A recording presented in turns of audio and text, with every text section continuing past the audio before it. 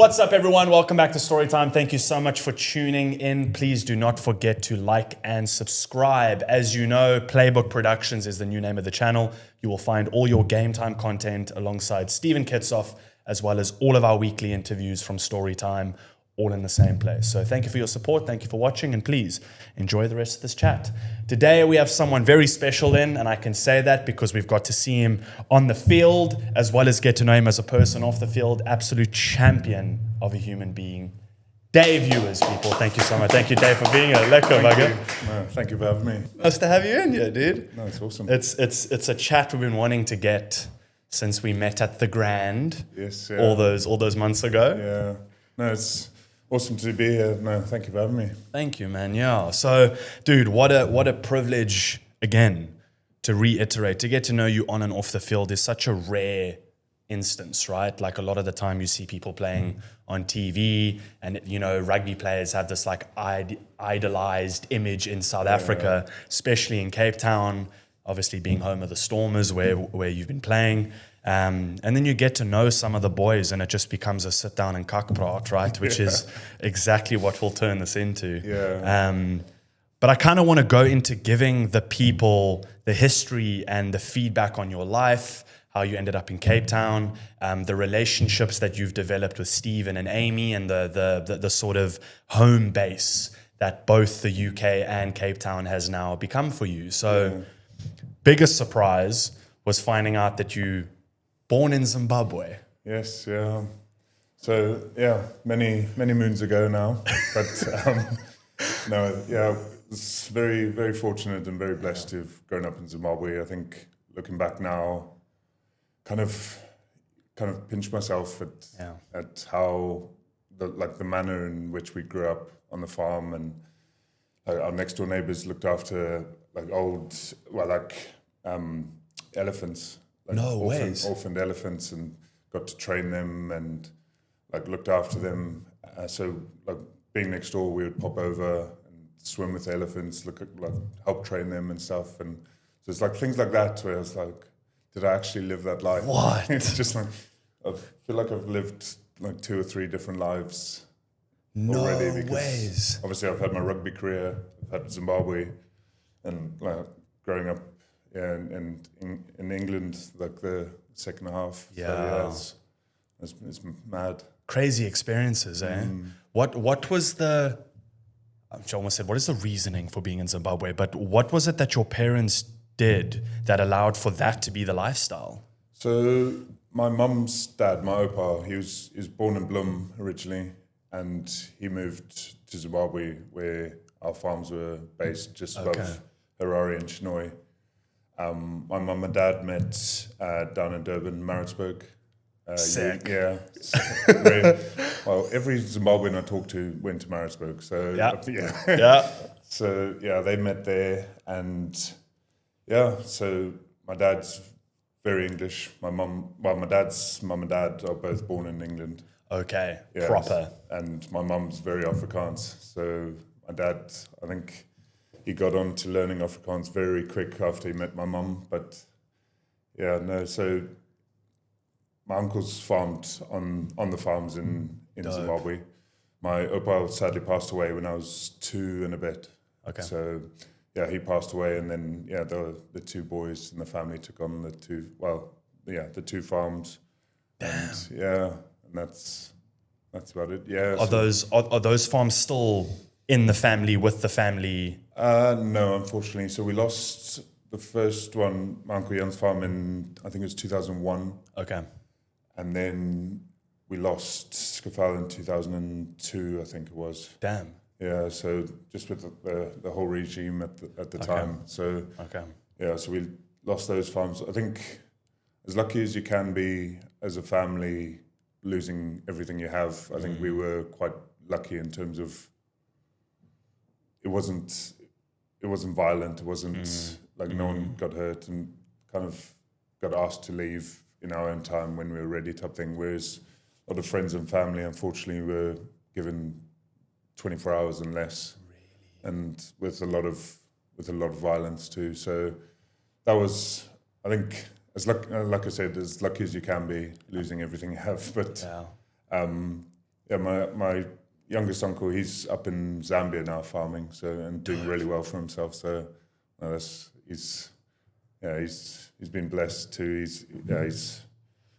works hard. I can imagine. He's moved to the middle of nowhere in Zambia, and he's just built a whole life, and he's just working so hard. So now I'm very proud of him. Yeah, it's always a good reminder to tell yourself, like, you think you wake up early. There's a farmer that woke up before you, and he went to bed after you, and he took less lunch break than you did. Like, farmers are proper in it. Was it that? Out of what I understand, I don't want to make comment out of place, but the regime change at the time, it was political circumstance that caused that to happen, right? Yes, yeah. So like with the whole Mugabe situation, he ended up, I think the farm takeover started around 2000, and then lost those farms. So my mum and dad were working in Mutare, so like in the Eastern Highlands of Zimbabwe. So that's where I went to school at Hillcrest. And my mum was a teacher. My dad, he worked at like a timber factory for years and years. Jeez. And then when it was kind of weird, so like as we lost our family farm, my dad started working for some of his good friends on a massive, like a fruit farm not far from Mutare, which like exported to like England, like Tesco's and stuff. Okay. Like Produce so like fruits and stuff. Yeah. So that was a massive farm, and my dad looked after some stuff there. So we lost those farm. We lost that farm in 2003. Wow. And then we had to do the whole applying for visas for my mum, myself, and my sister. And I think that took like 9 months. So then eventually moved to England in 2004. Okay. Yeah. So I think we tried to go to Australia and come down south. I think that would have been their preference to come to South Africa, but at the time we were told kind of, if you're coming down here, you need to have your own business and stuff like that. So no, it just made sense with my dad's parents being that side too. They'd left in 2001, I think. So family all kind of reunited back up north. Up north, which it was amazing. Well, it was like the first time like on a plane, first time abroad, first time all these firsts, and we arrived there September 2004. And I tell you, after about 3 months, I was ready to come home. I was that fast, eh? Yeah. So when we first arrived, it was like coming to the end of their summer.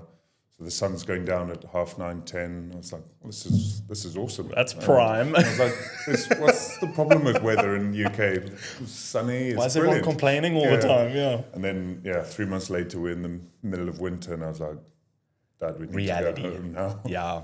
Like the honeymoon phase is faded quick. I was like, all right, this holiday's done now. Can we go home? And he was like, no, there's no home to go to, boy. So sure, it's a you're able to tell the story with a smile, and us obviously being older now, you can look back and go, oh, good days, and you went through the challenges of it. But so I moved a lot as a kid as well, but all within South Africa. We almost moved to New Zealand at a stage, almost moved to Australia at a stage, I think, as well. But it was always between Cape Town, Joburg, Pretoria, a little bit of Durbs, whatever. But I don't ever look back at all the moves that happened negatively, right? I look back at a lot of them and go, like, I loved change, and I loved meeting new people and learning new cultures. And was it a similar sort of vibe for you moving over? Yeah, I think so. I think at first, well, it was weird. Like my first day at school there. So the school I went to, Hillcrest, we had 300 pupils. It was not a massive school. Okay. Went to England. Our school had like over 2,000 pupils. My year group alone was bigger than the school I had come from. Okay, that's change. My mind was just boom. Yeah. And the whole like English culture at schools and stuff, and kids like swearing at the teachers. And I was like, the first one I was like, yo, this guy's in trouble. He's going to the headmasters now. And the teacher's like, don't say that, please. I was like, right, okay. Yeah, you need to come live here. You get backhanded quick fast. Yeah. So no, it was an experience, and I do like I do remember after my first lesson, I just sat there and the teacher was like, "Oh, you need to go to your next lesson." I think realization hit in. I was like, this is mad. And she was like, "Do you need help getting to your next lesson?" I wasn't being rude. I just sat there. I was like, what's happened? Yeah. But I was very fortunate in terms of the friends I made there.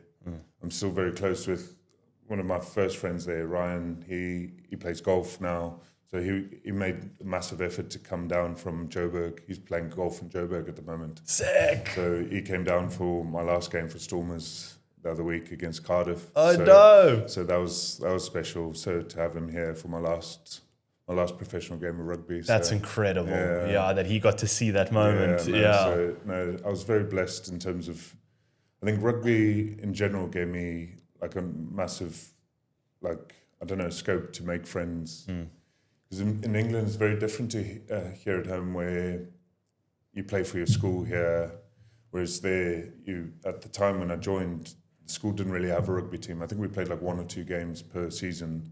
Really? And then you have to join a club. And that becomes your base. That's who you play for. Yeah. Hey! Kitsy's in the room! Kitsy took the stairs!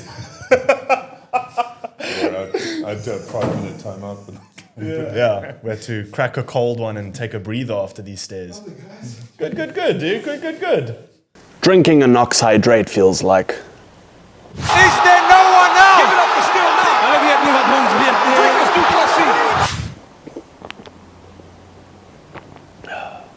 Let's get back to the show. Dude, it's crazy you say that, because one of my good friends, I talk about him often on the show. I'm sure people are so tired of hearing about Kanan, but he just moved back now and his wife is a teacher. 2 things I want to touch on. You mentioned the kids that swear at the teachers. The feedback that he gave us on, she loves where they live. She loves the atmosphere and the change, and that everything is close by. You can experience other countries literally through a train or a small plane ride or whatever. But she said the kids are so tough to deal with in terms of and from a very young age, apparently, the attitude is just very different. Whereas the kids are almost put in a position of being like untouchable. They can say what they want, behave how they want. Whereas here, in a lot of schools, especially all boys schools and very renowned schools as well, you kind of get put in a line and that's your line, you know. So kids are cheeky and naughty and whatever, but within reason, right? I mean, I was raised that be as naughty as you want as long as you're respectful. If you ever disrespect someone, I'll smack you over the back of the head. But if you just being a kid and you're just like a guy and you're just being cheeky or whatever, fine. But apparently that culture shift is a big one. Perfect little crack right there. Oh wait, I'll rock a Knox. I'll cheers you on a Knox. Cheers, brother. Cheers, man. Thank you for being here. Cheers, Kitsy. Thank you for being here. Thank you, baby. He was saying that rugby here is bred through family and from such a young age, whereas in the UK, rugby's quite an elite sport. It's played at all the Lani, all boys schools or whatever. How did rugby then come into your life, if that was the structure, and were you already in rugby in Zimbabwe? Yeah, so I played a lot of rugby in Zim. Normally played a lot for my year above, actually. Going through school, just because I was just quite big, really. I wouldn't say, I've seen home videos of me playing when I was younger. I was like, no, I actually wasn't that good. I can't say I was good then. But I couldn't catch a cold. And with these hands... Dude, you got like meat cleavers for hands, dude. You got like dinner plates for hands, yeah. It's not really an excuse to drop the ball, but it happens. It's... And then when we went across, we were just kind of told, look, if you want to play rugby, you need to join clubs. And it was really good for me, actually, because I got to meet people I'm still friends with now. And man, it gave me an in with them. Whereas I think if I didn't play sport, I probably would have felt like on the outside for a lot longer. So I'm very thankful to rugby for that, in terms of allowing me to make friends and still still friends with them, most of them all now. So no, it was good. Yeah. What was the journey like from you move to the UK, you start playing in club, this is now at school level, to then get to a point where like you're playing for Ulster? Like, yeah, so it was. So my journey to professional rugby wasn't so smooth. So so even like under 16 level. So yeah, that would be like grade 11, like year 11. So I was still for the regional team, Devon. I was still in the under 16 B team on the bench. Okay. Actually, it was quite embarrassing. Actually, I was like linesman for the one game because there wasn't a linesman there.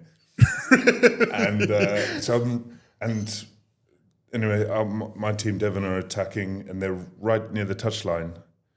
And one of my friends scores, and I like jump up like with both hands because I'm celebrating the try. But obviously, I've got my touch stick. So the ref's blowing the whistle, like, no, it's in touch. I'm like, no, it's a try. but and getting all this abuse from the other, like all the dads, are like, oh no, you know that was out. I was like, no, celebrating the try. I'm just happy. Yeah. So that was year 11. Year 12, everything changed at our school in terms. So we became the academy for Exeter Chiefs. Okay. And so there was a massive like shift towards like coaching and stuff. So then like a big coach came in, Rob Gibson from New Zealand, and he's got I can't even count how many New Zealand internationals he's coached as schoolboys. So like one massive one being my Nonu. He taught him from like real young, and but he's got loads of massive like Kiwi internationals. Sick. And when he joined, like I spoke to, and so my year 12, I was doing A-levels, and honestly, year 11, I found like maths and like not all schoolwork, but most schoolwork quite easy. Especially maths, I found quite easy. I think I got an A or whatever there, but then went to do A-levels in that, and there was just loads of letters in there, and I thought, well, this isn't maths. I was like, where's the numbers? So I remember that so feeling. I really, really struggled with. So after 2 weeks, I was like, no, can I? So there's like a BTEC in sport, like a diploma in sport that you could take. I was like, no, can I do that instead? And they're like, no, you could, like, you're doing it. You're doing A-levels. So I was like, right, okay. So obviously that year didn't go too well, but Rob Gibson kind of took me under his wing, and he was like, awesome. I wasn't in the academy, like in the whole setup with Chiefs originally, and I said to Rob, I was like, look, I want to play professional rugby. Can you help me? He was like, we'll do it. So anyway, I didn't do very well at school, year 12, just concentrated on rugby type thing. Yeah.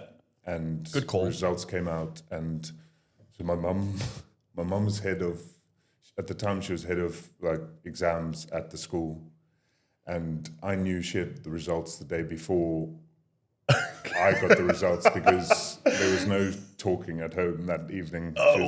Just this look of disappointment, and I was like, right, I've done really well. Yeah. I've really messed up. So anyway, or you've done exceptionally well, and she's just gobsmacked at the results. Yeah. Can't hold a straight face. Yeah. Anyway, no, I knew it was bad. So went got my results. Kind of really didn't look at them because I knew it was going to be bad.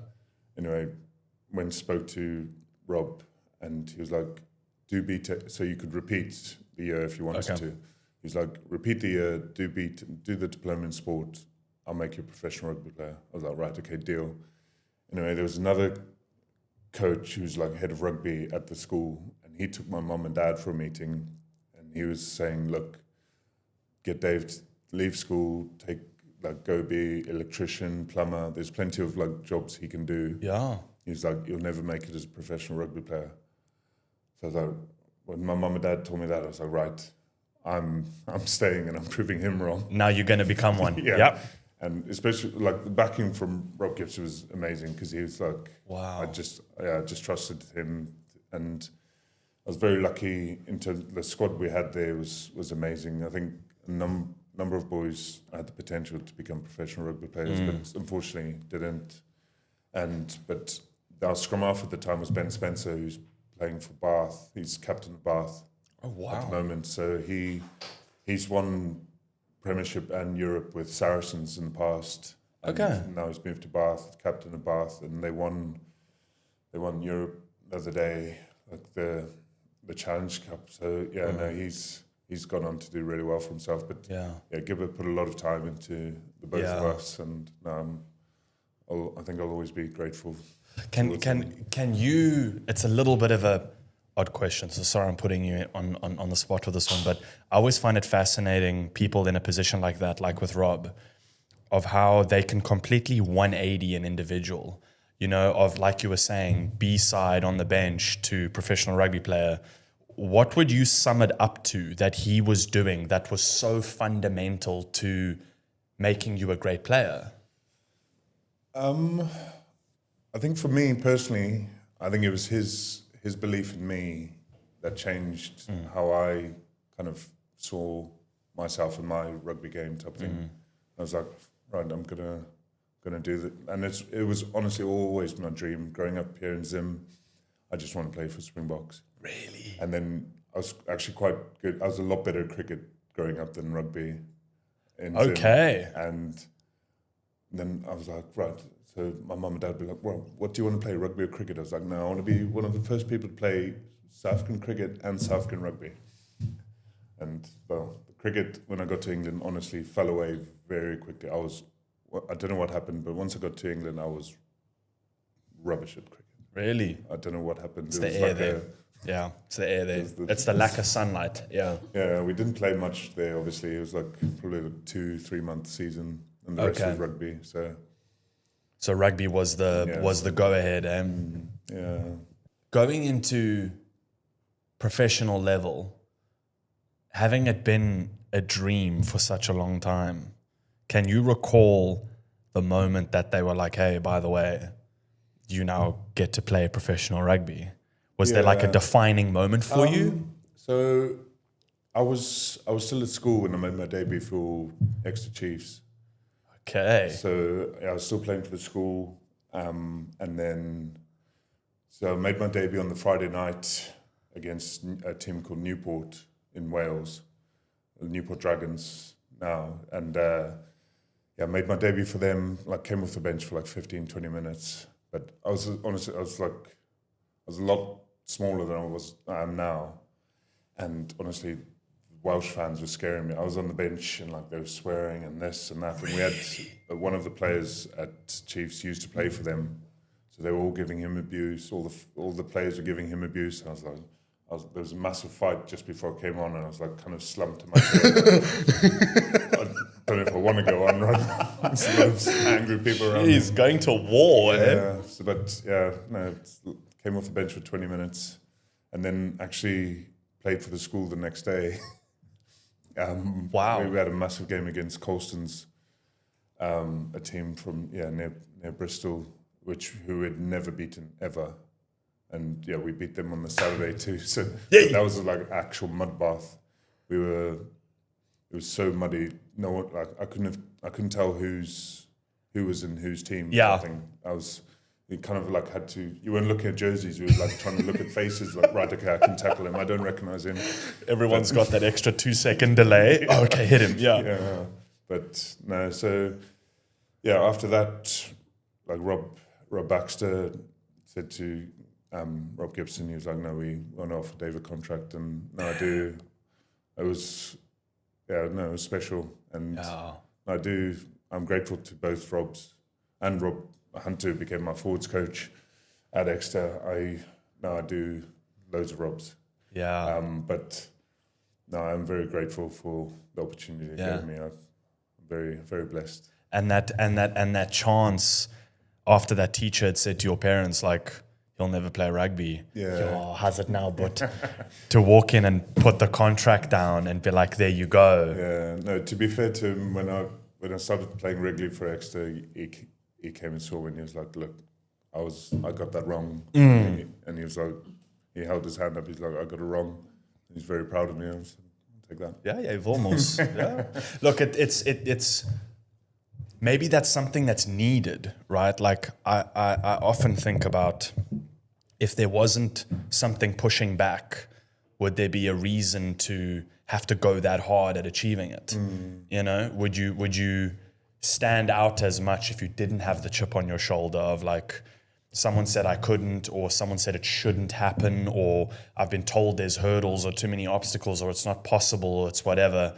I wonder if that's needed, right? To push someone to the edge of becoming that good at something. Yeah, no, I do think so. I think it did help me in terms of like motivation and stuff, and like that whole like, it was like almost like catapult effect, like getting pulled back and being like, right, I'm gonna make this work. Send him. Yeah, I dig it. Yeah. Could you feel a shift in?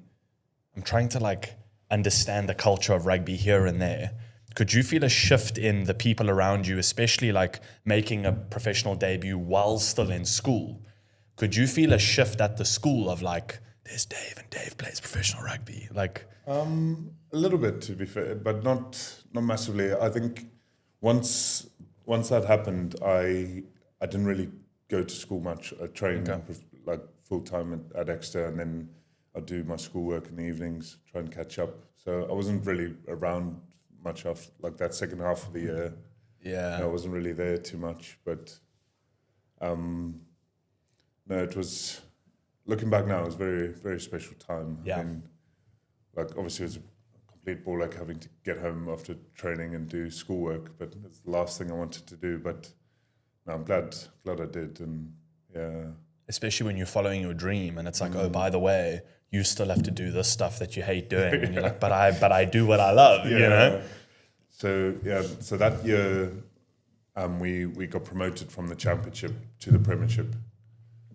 With Exeter. So that was special. Wow.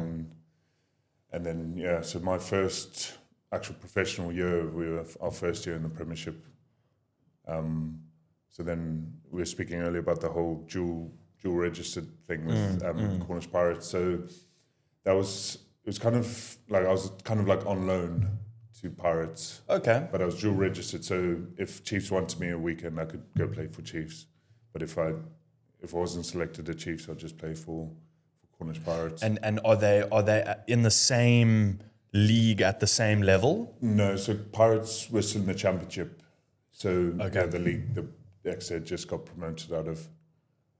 Sure. So you play in both almost divisions. Yeah. So I think our first year in the Premiership, I think I only made one or two like appearances off the bench in the Premiership. Okay. And then I was mainly down at Pirates.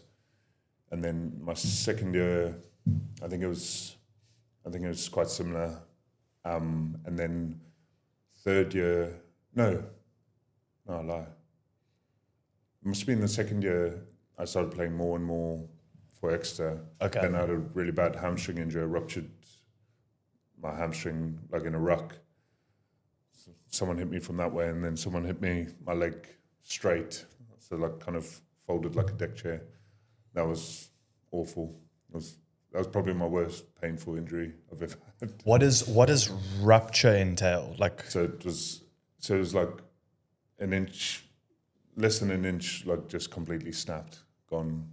What? Yeah. In that moment that the two collided, boom, snap. Yeah. Fun. And honestly, the pain there was awful. But then I was sat on the floor and the pain just disappeared. I was like, right, it's okay. I tried to stand up and came right back. Right back down again. Sit back down. It's the kind of Kitsy, we spoke about this. Was it you that had the chest operation with the chest muscle that they had to pull? Kitsy tells us started tearing his pec, and then seeing the footage where they have to open him, grab his pec muscle, and then pull, put it in the spot, and then staple it. And I was like, nah, I'm done. Right there. Just leave it where it is. I can go my life with one pec. I'll be okay. Which is the same in like a hamstring, that full snap. It like balls up. Yeah. And they've got to go fetch that and pull it back down again. What have you seen as a difference in fans between here and there? We want to thank you guys for watching this far. We also want to thank Super Mushrooms for keeping me focused for every episode of Storytime. I'd say I was pretty fortunate at Exeter in terms of our fans. I think they were really nice to me always. Yeah. And like there was at Chiefs, there's the main stand, and then the opposite stand was called the East Terrace, which is just standing only. And then years and years, like in the 2020, that got built up to two levels type thing. Okay. So, but originally it was just like, I don't know, 5-10 meters of just like standing, but that was the noisiest bit of the stand. And it just used to echo. But my mum and dad would always stand there in that area, and like after a couple of years, people like knew that was my mum and dad. Cool. And like, I don't know, it was like always part of my warm up. I'd run out the thing and then past the East Terrace, and like they would always like give me a big like clap and stuff. But what? it was with Exeter, I think. Bear in mind, we were playing really well too, so it was easy for them to get easy to like. We were easy to like because we were doing well. But no, I did. Ulster was a different experience from there. I mean, I think into like fans wise at Exeter, like the whole social media aspect came into it for me. It's something I'd not really experienced with Exeter. In Exeter, when like if someone tweeted, it was always nice, and like, it was very rarely anything negative, whereas at Ulster got some abuse, which was, it was very new to me. Like, mentally, I was like, well, okay. But, no, the fans here in Stormers have been brilliant. I mean, there's, like, if Dobbo was saying about the stats in terms of, like, how well supported we are down here, and it's actually mad, like, the comparison to anywhere else. So, no, we are very blessed to have the support we have down here, and like obviously a lot of them don't have much, and they still come. Like they put everything into coming to watch, and which is massive for all of us players to know that, like it means so much to them. Like it should mean a lot more to us. Yeah, to there you go. Performance type things. So, no.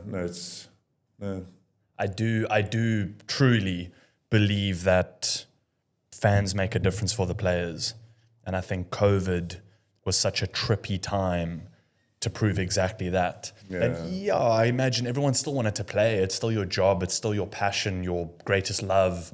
You're at the best level in the world. But when you can feed off each other and the fans are giving back that energy of, we believe as much as you do, there's that cool exchange of energy within a stadium. And I think a lot of the time, the support revs the shift in momentum as well sometimes, right? Even if you one try down, if the fans are giving it horns, there's some steam, like it's good to have. Massively. So we, at Exeter, we won, unfortunately it was during COVID, but we won the Premiership. Well, we won Heineken Cup, and then a week later we won the Premiership. So we did double there, but it was in front of no one. Yo, that's terrible. So it was one of those. It's probably the highlight of my career, seen by absolutely no one. It's like it could have been everyone watched it at home, but it could have been like completely made up. You know what I mean? But no, that was a mad time because obviously we talk a lot on the rugby field, but boys like talking. Well, I don't think we're shouting, but watching from the sidelines during that whole COVID thing, boys are just shouting. It's like echoing around the stadiums. Really? Yeah, it's mad. And you can hear the defense coach shouting this, and you're like, oh, okay, I remember. I need to be awake now. They're saying swing wide. You're like, guys, watch the wing. So no, it was a mad. It was such a weird time. I was so relieved when the fans came back, but it was tough because my mum and dad had never watched me win a trophy.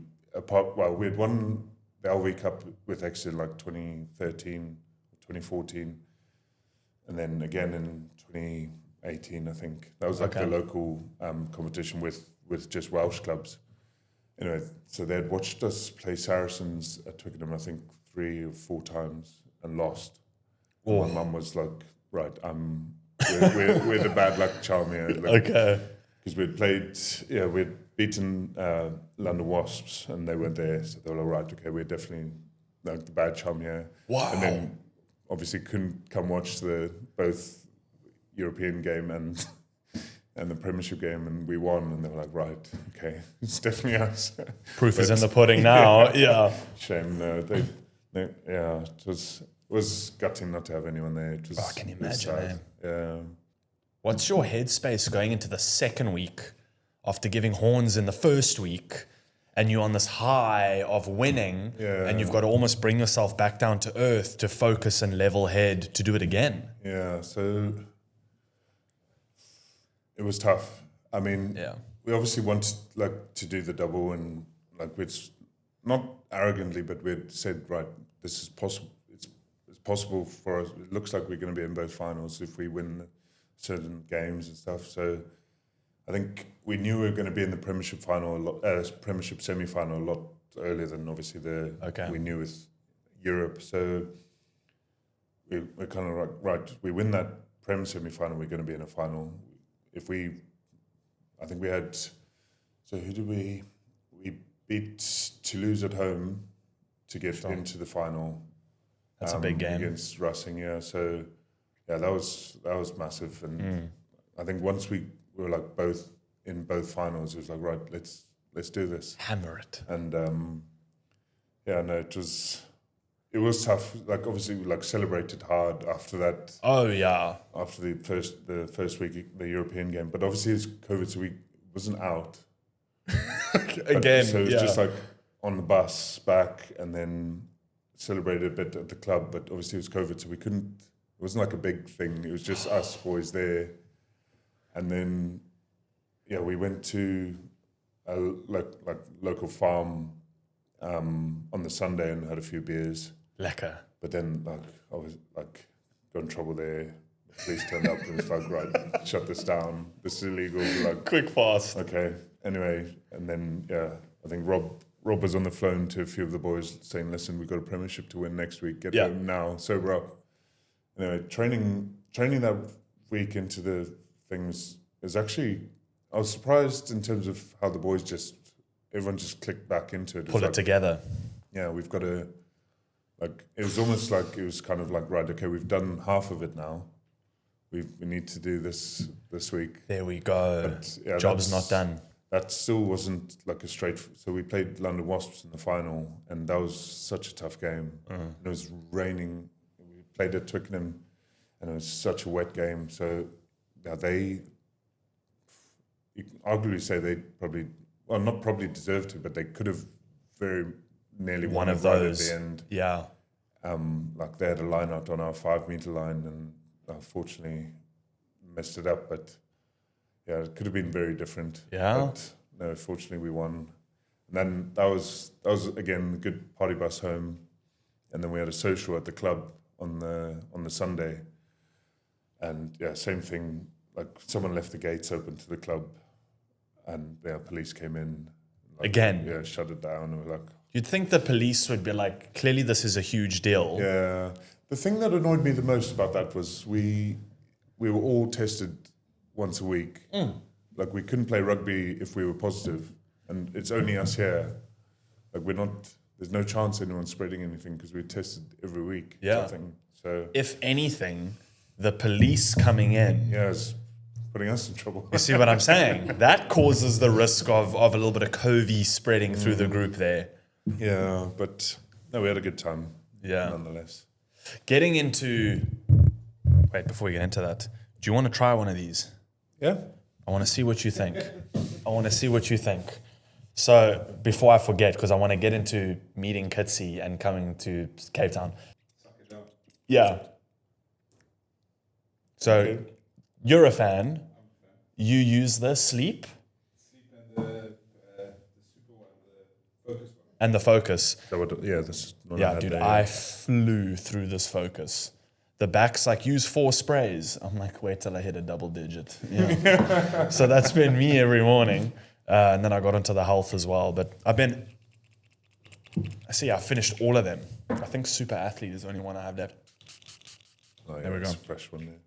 Meeting Kitsy and that friendship that develops, obviously Aimee as well, and then getting the chance to come back and get to play here, how did that friendship develop?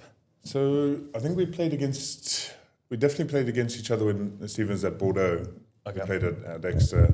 Obviously for me, it was like playing against Springbok. It was like massive. I was like, oh, Steven Kitshoff. Yeah.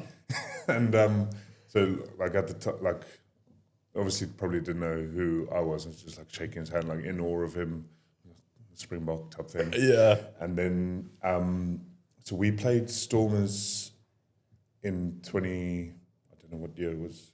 Basically, I knew Kitsy was going to Ulster, and I had agreed to join Ulster. Perfect timing. And we played Stormers in a quarterfinal, I think it was. And I think it said to Kitsy after the game, it was probably too soon because they'd just lost, and I was like, "We'll see you at Ulster next year." And he was like, kind of looked at me like, "Yeah, okay, like, I might see you there. Whatever, I don't know, dude. we might play against you," type thing. But then, we caught up with the boys after at the pub, and I said, "No, I'm like joining Ulster too. There Can't we wait go. like to play with you," type thing. So that's when we started talking a bit more, and then obviously he wasn't with us originally at Ulster because he was just winning another World Cup. But responsibilities, dude. as you do. But no, it was, Yeah, there you go. Cheers to that, dude. Cheers. Yeah, so joining Ulster, it was a massive thing for me leaving Exeter. Yeah. I've been there for 13, 14 years. A lot of my friends were leaving, and I think it was the right thing for me to do, but it did break my heart. After Zim, Exeter had become home for me. Okay. Just like not necessarily the place, but the people that were there, the club, everyone that had come in and gone at Exeter, it just became home for me. So that was I was devastated leaving Exeter and then moving to Ulster. Like that was my first big move after Zimbabwe. So it kind of flared up a lot of old bad memories type thing, and everything kind of changed for me that year because we had a little boy in the August, so we joined Ulster in July, had Odin in August, so like my life had Completely changed, and I'll be honest, like I did struggle with the whole change and the whole move. Obviously, proudest moment of my life having Odin, but like the whole, not necessarily having him, like the whole, I think the change moving to Ulster did move me quite a bit, and I did struggle there quite a bit at first, but after, I'd say like Kitsy and Aimee coming along, like that was very special for me because I think he's brilliant. Obviously, he's stood right there, but very special for me, and I think he's one of my closest friends. So like I appreciate.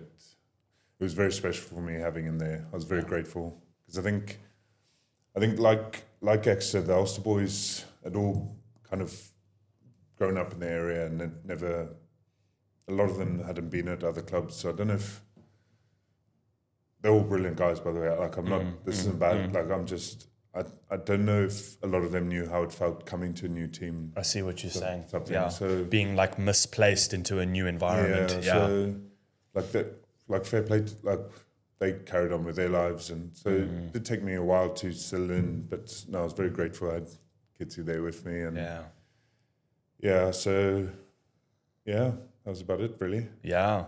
And then how did Stormers become the conversation?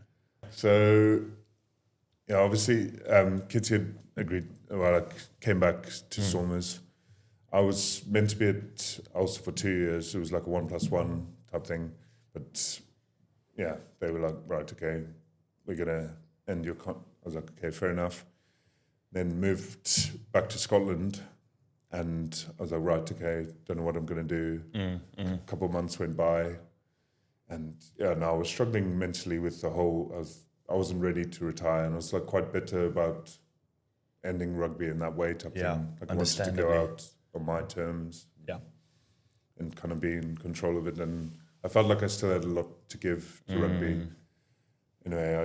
We had storage about half an hour, 45 minutes away.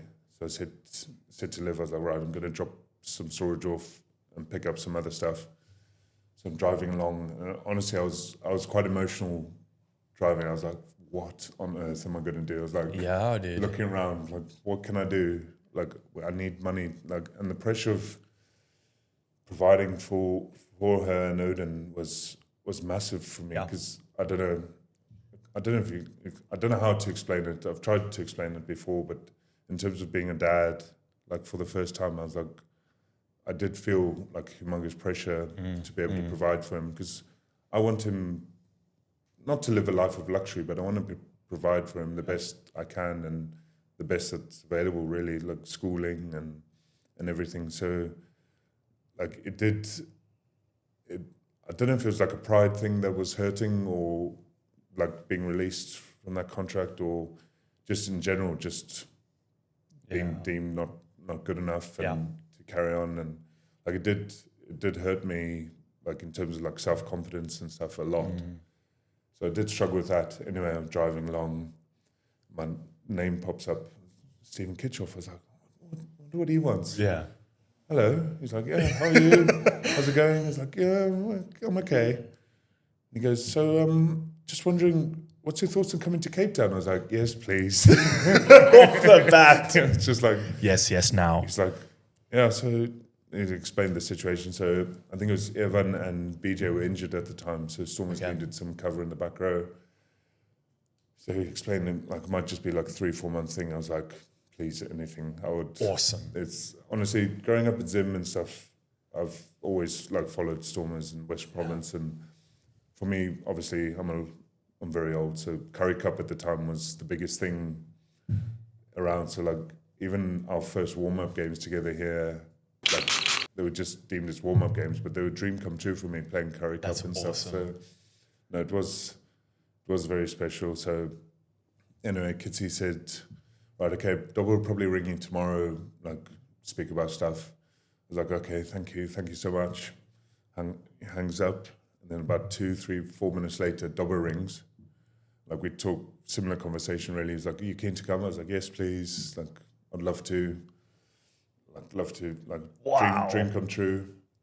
And he was like, okay, Rob Wagner will probably ring you tomorrow and like talk about contracts and stuff. And literally the same thing happened. Like 3, 4 minutes later, he was like, rings. I'm like, right, this is all happening very quick. So yeah, that journey, like, got to storage. I kind of sat there. I was like, whoa, the Lord's worked His magic here. Like, everything's changed around very quickly. And yeah, so got back to live at home, and I was like, kind of, what are you smiling about? I was like, I think I'm off to Cape Town. Going to the sunshine. Yeah. So yeah, no, very, very blessed to be given this opportunity. Yeah. I mean, it's been mad, and I can't believe it's gone so quick. Yeah. I mean, that was August, early June now, so it's been quick, eh? been so quick. Yeah. But honestly, the whole culture here at Stormers reminded me a lot of Exeter when like the good times at Exeter. When, oh, really? That I enjoy, yeah, and like, just the whole culture of all the boys being together and stuff. And no, it's been very special. Yeah. It's been an absolute pleasure to get to know you and also to like have you play. Yeah. And off the back of such a cool story, you know, like Kitsy's obviously changed our lives as well through. Kitsy was one of the first people that ever came on StoryTime. If not I think he was the second one. He was the second guest we had. And that was off me just getting hold of Aimee through Instagram, being like, hey, I'd love to, you know, have Kitsy on or whatever. And again, because I knew the big ginger guy from the Springboks, right? Yeah. And Kitsy backed it then, and then obviously getting game time and everything going as well. So a lot of what we've built here is because of the help of Aimee and Steven as well, 1,000%. Yeah. So you into a new step of retirement, obviously, as well as Kitsy now too. I think it's going to be a blessed one for you. Hopefully. Yeah, the UK is going to be lucky to have you back on that side. If there's any reason to ever come back. I'll definitely be everyone's here with open arms, dude. You're obviously more than welcome. But again, it's been a privilege to watch you play and also to get to know you. You're a great friend to Kitsy. You're a great dad to Odin as well. Getting to meet him was dope as well. He's a tank child. So excited to see him play professional rugby next. That's coming. So thank you. And thank you for your time. Thank you for agreeing to do this. Thank you very much. Absolute pleasure to have you on. So I appreciate your time, man. Thank you, Dave. Thank you for telling your story, man. Lekker.